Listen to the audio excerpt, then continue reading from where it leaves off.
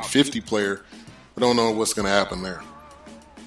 So Larry Bird stepping down. I definitely see Paul George leaving this offseason. I think he's going to go to the Lakers or anywhere else besides where he is right now. Vince Wright says, my friend said Larry Bird didn't look good. Uh-oh. That's not a good thing right there. That's not a good thing. Hopefully you don't have any health issues.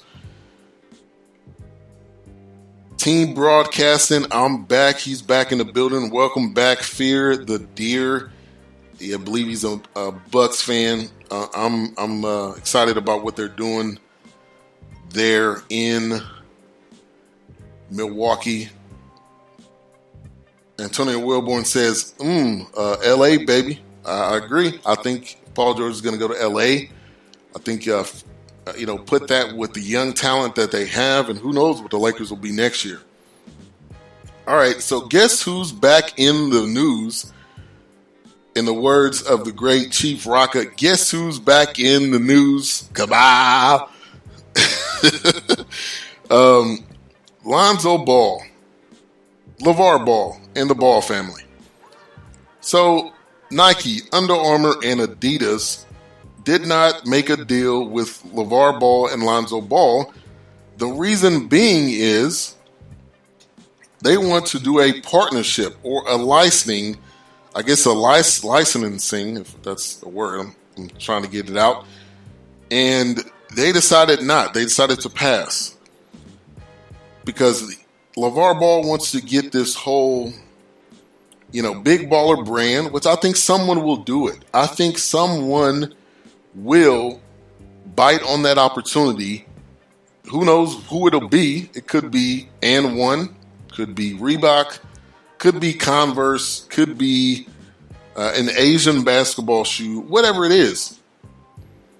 If somehow he gets his billion dollar deal, or he gets this partnership that he wants, I think he'll be happy. But Nike, Under Armour, and Adidas pass. Team broadcasting, Togo says, fire Jason Kidd. Really? Why? I guess I would ask why. Why would they fire Jason Kidd? I think he's been one of the best things that's ever happened to the Bucks. And I know I don't follow them that closely, but to me, that he seems like he would be the best thing. Antonio Wilborn breaking down the Lakers starting five right now. PG-13, Lonzo, JC, Jordan Clarkson, Randall, and Russell. Somebody give me that man's number. Team, I guess if you're saying you want to call in, I don't have a number to call in, but on Skype under BS3 Sports, you can follow me on there and call in through there if anybody does want to call in. I would love to get a call in. Don't necessarily have a number, but BS3 Sports on Skype. You can call in anytime. All right. You got a couple of guys. Oh, he said, I want Mr. Ball's number. Oh, yeah. So, somebody's going to bite on that deal with him. And, maybe just reach out to him on Twitter. Who knows? He may want to. I said, let me broker that licensing deal for him. You would probably be a better mouthpiece than he is. So, yeah, reach out to him on Twitter. Reach out to him. Maybe he may want to partner with you. Because I'm sure his pitch and him going into the room is not a great pitch or not a great presentation of what you should say in a business meeting. I guarantee you that. What he's saying is probably not bending the ears of these top apparel companies, Nike, Adidas, Reebok, whoever. All right, so NCAA basketball, we got a couple of guys declaring for the draft. Bam Adebayo signs with the agent. He will officially leave Kentucky. That's another Kentucky player leaving. Ms. Mocha says, your show was going good until you brought up LeVar Ball. What's your take on LeVar Ball, Mocha Bella? I think he is a great marketer of his kids, but otherwise he just talks too much. But I want to hear your take on him. So Bam Adebayo leaving Kentucky. Another Kentucky guy leaving, another one and done. I think he'll get drafted. Joe Barry withdraws his name, which I totally agree. I think he needs to come back for his senior season. I don't think he had a status to leave.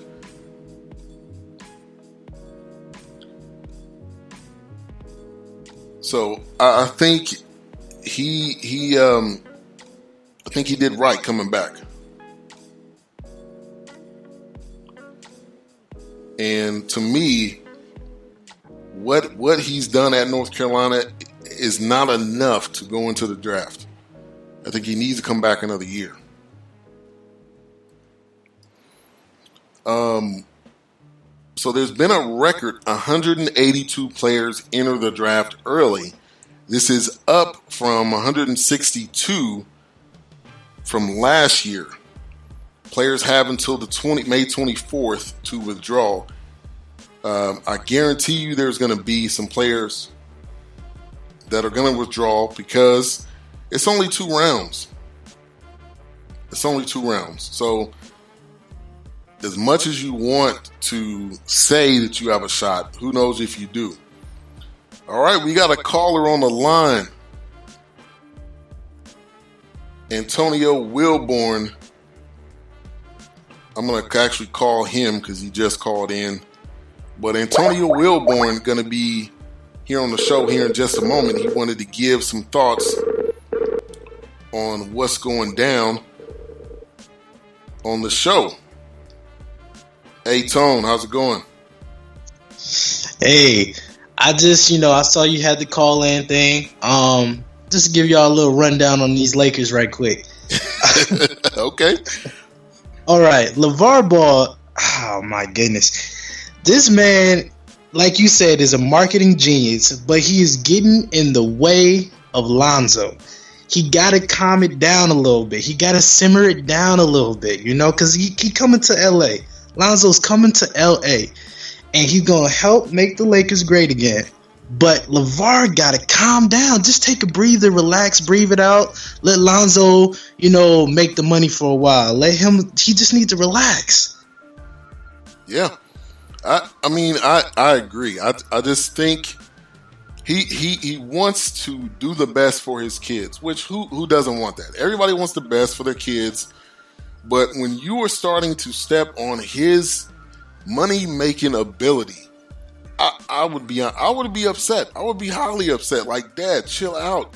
If Nike wants to pay me whatever they want to pay me, let me make that money. Don't interrupt it with this licensing deal that is overreaching. And like I said, though, I think an organization will bite because it's a big name. It's a big story. You can sell it based on just all the hoopla, but it's just not smart. I just don't think it's smart. Oh yeah, there's no doubt somebody's gonna pick it up. I mean, LeVar is one thing, he is entertaining. He is very entertaining, and he is a great face if you want entertaining faces or whatever. But somebody's gonna pick it up because his mouth cashes 1,000 checks. Now, if they can be cash, we'll see. But right, his mouth will cash so many checks. And then the thing about the Lakers is, man, I cannot wait till PG3 is wearing that yellow and purple, that golden purple. Man, it's going to be glorious. But, I don't think we should trade for him. I think we should just wait till he's a free agent in 2018. And get him then. Because I feel like if we would trade for him, I feel like we would have to give up one of our young building blocks, and I just don't think it's necessary. Yeah, I mean, I'm wondering what will you have to give up? That's the biggest thing. Like, you're either gonna have to give up Brandon Ingram, or you're gonna have to give up a pick, or you're gonna have to give up some assets in the future. Future draft picks. And if I was the Lakers organization, I would not do that. I would wait in the cut until the time comes. But if it's a deal that you can't pass on, if they want, honestly, to me, if they want Brandon Ingram, I would give him Brandon Ingram. I'm gonna be honest. I like him, but the kid is just not. He's not there yet. If you could get PG-13 and trade him for Brandon Ingram, I would do that, because I would do that. I don't know. Am I overreaching? I mean, in hindsight, yeah. I mean, if you look at it right now, of course you're gonna take PG-13. But look, we've been patient for so long. Okay, you don't want to be patient for so long just to get like. You don't want to jump at the opportunity when you know that he's going to come to the Lakers next year anyway. He wants to be with the Lakers. It's not like we're reaching for him and we have to offer him a lot of money for him to come. He wants to be here. So if he wants to be here, don't reach for something that's going to come to you anyway, because if you grab something, if you have to give up Brandon Ingram, I don't think it's worth it. Just because, okay, PG-13 is pretty much at his ceiling. He's close to where he's at. He can get a little bit better, but I don't expect him to become like much better than he is right now. And he's a superstar right now, but Brandon Ingram's potential is so high. I just feel like, dude, did you see what he did from when he first started the in the NBA to post All-Star break? I mean, his numbers are skyrocketing compared to what they were, and you can see it. I mean, you can see it. It's coming together. As you watch him throughout the season, you can just see it. He's feeling more comfortable. I mean, that length is ridiculous, man. What do you say? They say he had a 7'3" wingspan? Are you serious? It's bananas. His potential is bananas. Will he live up to it? I think he will. He's gonna have to put some weight on for sure. To me, I compare him to a Tayshaun Prince, and Tayshaun Prince was an assassin for a while in the league. So that's a pretty good comparison. If he can be anything near Tayshaun, if he can be anything near, he's got that long, lanky just play. I think he would definitely do it. I think he's definitely Tayshaun had his years when he was on his game. I just feel like I don't think that does him justice, I just really don't. I mean, maybe it's because I'm a Lakers fan, maybe I'm a little bit biased, but I just feel like no matter what team he would have been on, I felt like he was going to grow because they were going to have to give him the time. If he went to the 76ers, I mean, who does the 76ers have that's much better than Brandon Ingram, for crying out loud? I mean, their team is full of scrubs. So it's just like he's going to get his playing time either way. And I think he's going to grow, mature into a great player. I think he's going to be better than Tayshaun Prince was. I think people need to kind of calm down with the KD comparison right now, just because, his body type is very close to him. But if he can become that great, who knows? I think he could be on the level of Paul George one day, if not better. To be honest, I think he has that type of potential. I think that with him working with, Magic, I feel like that'll help. With him working with Kobe, I think that'll help. Kobe gonna whip that boy up to something special. I'm telling you. Yeah. I'm telling you.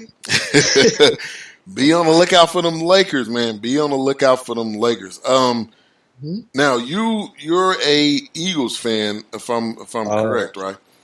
So absolutely. How do you feel about this draft? The Eagles picks in the draft.